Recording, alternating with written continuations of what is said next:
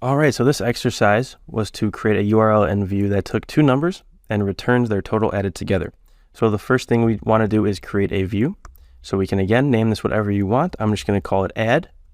And then it takes the request as usual. And then two variables. Again, call them whatever you want. I'm just going to say num1 and num2.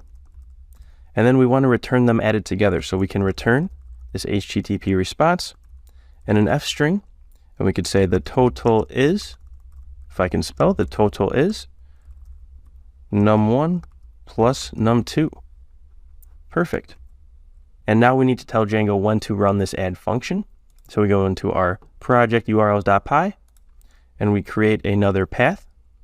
And we could have this route be, again, whatever you'd like. I'm going to say add, and then I'll make it an integer and call this num1.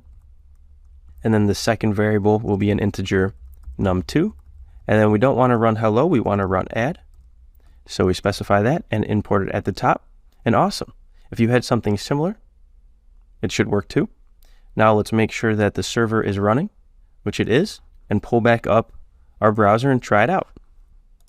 So our home route still works.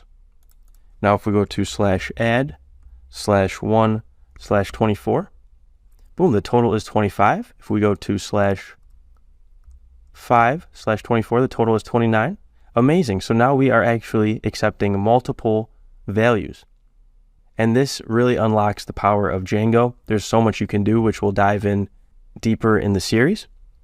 But amazing. So now we have a solid grasp of URLs and views. Let's keep the momentum rolling. I'll see you in the next video.